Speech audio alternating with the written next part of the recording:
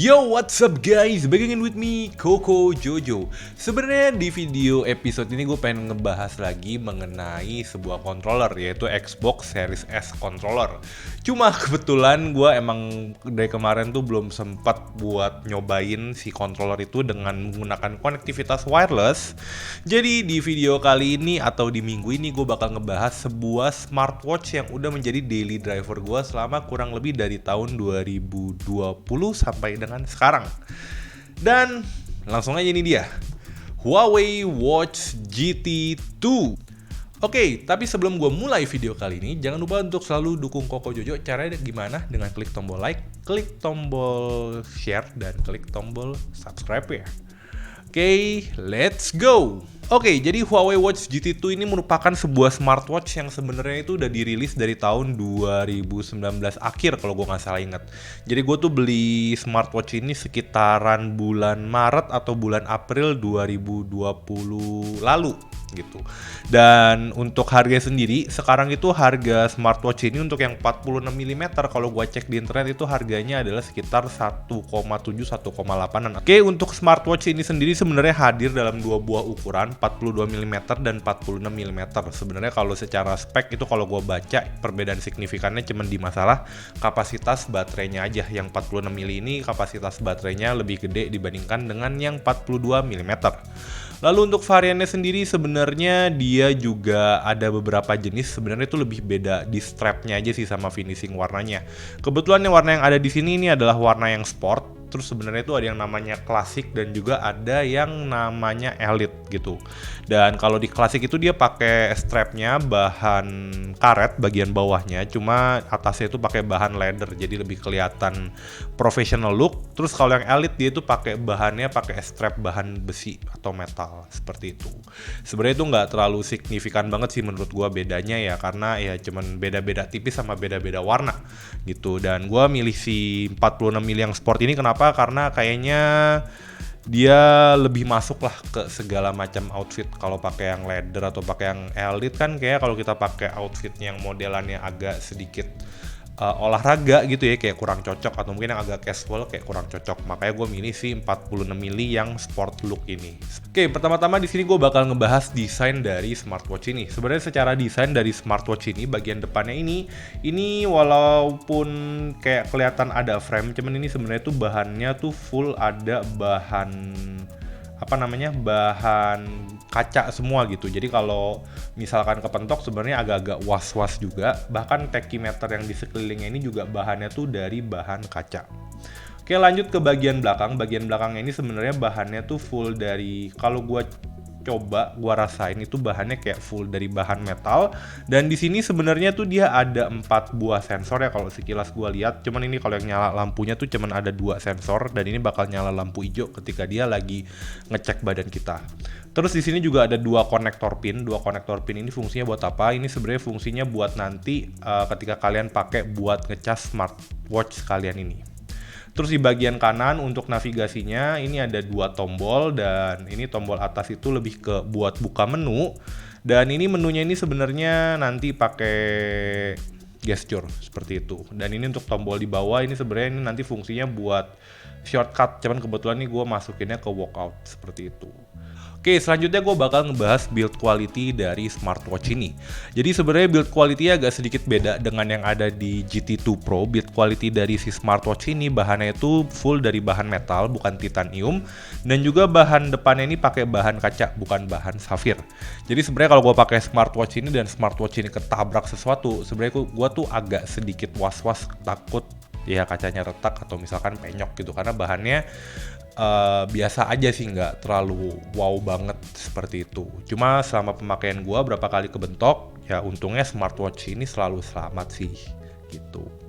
Cuma mungkin ini yang agak dia kurang oke ketika misalkan dia kegesek sama besi. Jadi sebenarnya di sini nih gue ada sedikit tanda, nggak terlalu kelihatan, sempat kegesek sama besi. Jadi kayak catnya itu agak ngelupas sedikit gitu sih.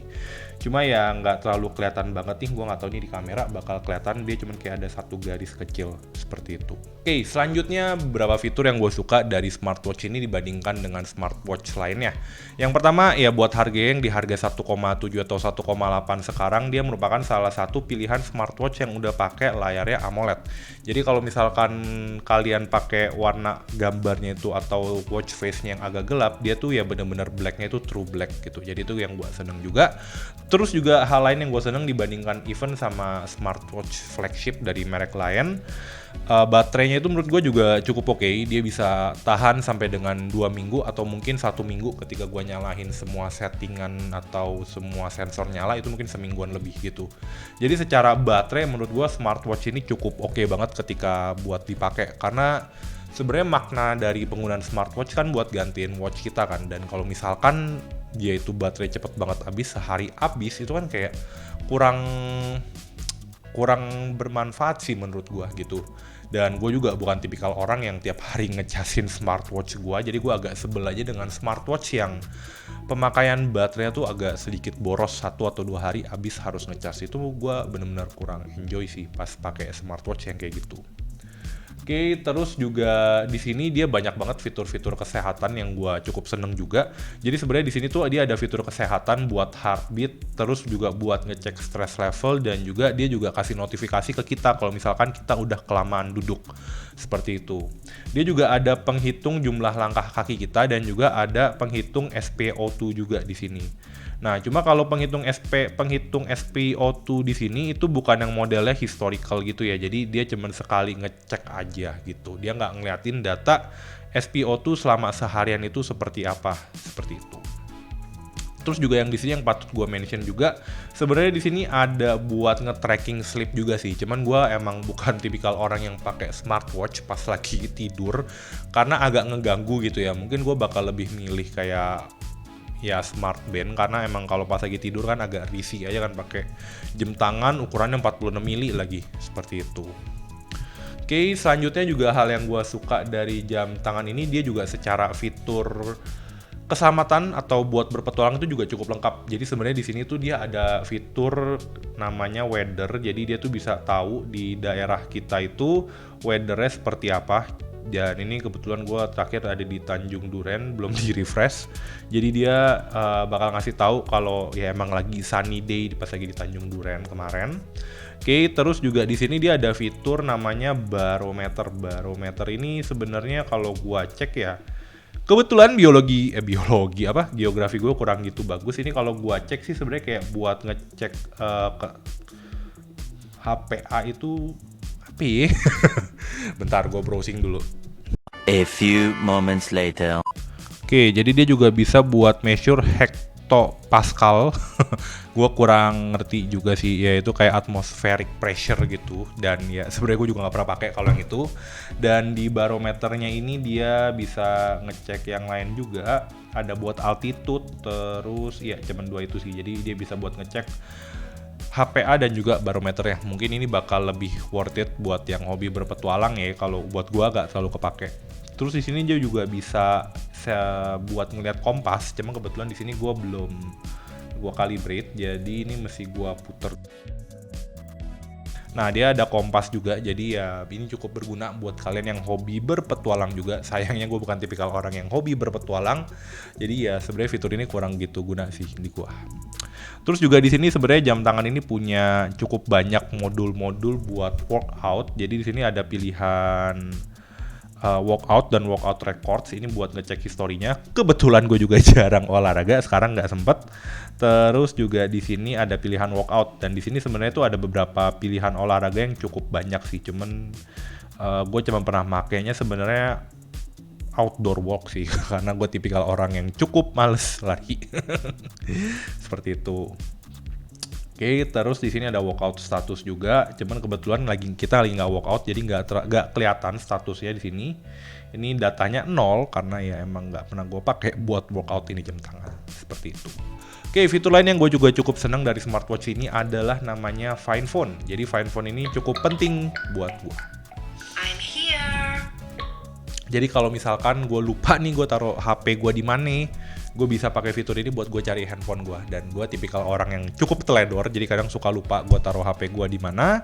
Dan ya gue cukup sering juga memakai fitur Find Phone ini. Cuma kalau mungkin ya jarak kalian dengan ponsel agak jauh dan gak ada koneksi Bluetooth, itu rasanya fitur ini kurang bisa dimanfaatkan seperti itu. Tapi ya Find Phone ini merupakan sebuah fitur yang gue juga cukup senang ketika gue pakai smart. Sekarang lanjut ke hal-hal yang gue kurang suka dari smartwatch ini. Pertama, walaupun si smartwatch ini bisa menerima panggilan, cuma dia itu belum bisa mengangkat panggilan WhatsApp atau menerima panggilan WhatsApp. Dia cuma akan ngeluarin notif kalau ada telepon dari WhatsApp kalian. Terus juga hal yang gue kurang suka dari Huawei Watch GT2 ini adalah chargernya masih menggunakan konektor pin. Jadi kadang kalau misalkan kalian kehilangan chargernya itu akan agak sedikit ribet sih. Dan gue juga cukup lumayan sering menghilangkan chargernya walaupun akhirnya ketemu. Dan kalau misalkan kalian nggak colok ke charger itu, kalian nyari chargernya agak ribet sih. Even gue nyari di beberapa online store agak sedikit susah gitu. Jadi ya gue perlu diperhatiin aja, jangan sampai chargernya hilang seperti itu. Oke, terus juga di sini karena dia menggunakan aplikasi sendiri, nggak kayak Samsung atau mungkin smartwatch lainnya. Jadi sebenarnya kalau buat pilihan watch face-nya itu menurut gua nggak sebanyak beberapa model ponsel yang lain sih. Di sini menurut gua ya pilihannya cukup standar gitu sih. Jadi kalau misalkan kalian mau nyari yang agak di customize, itu nggak terlalu banyak di sini. Cuma mungkin ini sekarang galerinya udah lumayan banyak sih compare to dulu. Cuma kalau misalkan kalian bandingin ke beberapa smartwatch lain yang pakai Google atau misalkan pakai ya si Samsung gitu, pilihannya menurut gua sih lebih banyak daripada smartwatch ini. Seperti itu. Oke, hal lain yang gue kurang suka dari smartwatch ini adalah menu aplikasinya. Menurut gue menu aplikasi ini sebenarnya agak berantakan sih. Kenapa gue bilang berantakan? Karena ya gue nggak ngerti dia ngurutin si aplikasi ini berdasarkan apa. Nggak berdasarkan alfabet, cuman berdasarkan ya mungkin menurut mereka workout itu adalah yang paling sering digunakan, seperti itu. Jadi gue agak kurang senang aja sih dengan menu dari si smartwatch ini, seperti itu. Oke, terus kayaknya itu aja sih hal-hal yang gue kurang suka dari smartwatch ini. Oke, in konklusi pendapat gue mengenai jam tangan ini, menurut gue sebenarnya jam tangan ini ya walaupun memiliki beberapa kekurangan, merupakan sebuah jam tangan atau smartwatch yang menurut gue cukup bikin enjoy sih ketika gue pakai dalam keseharian gue. Karena ya pertama yang paling penting ketika gue pakai smartwatch itu adalah masalah baterai, dan si smartwatch ini cukup bisa menjawab masalah tersebut. Terus dia juga punya banyak fitur-fitur lain yang cukup sering gue pakai, kayak misalkan SpO2, stress level atau langkah kaki, dan ya itu sebenarnya ada di sini semua. Jadi gue juga cukup seneng, even bisa ngangkat telepon walaupun belum bisa ngangkat WhatsApp call gitu. Jadi sebenarnya buat price tag 1,8, jam tangan ini merupakan salah satu jam tangan paket lengkap. Cuma kalau misalkan kalian pengen lebih lengkap lagi, kalian bisa cari Huawei Watch GT3 atau mungkin Watch GT2 Pro. Nah, kalau bedanya GT2 sama GT2 Pro ini, GT2 Pro itu udah ada wireless chargingnya gitu. Jadi kalian nggak akan repot nyariin konektor buat ngecas jam tangan ini. Oke, gimana pendapat kalian mengenai Huawei Watch GT2 ini? Langsung aja kalian tulis di kolom komentar di bawah. Dan jangan lupa juga untuk dukung Koko Jojo. Caranya gimana? Dengan klik tombol like dan klik tombol subscribe-nya. Oke, last but not least, see you on the next video. Bye-bye.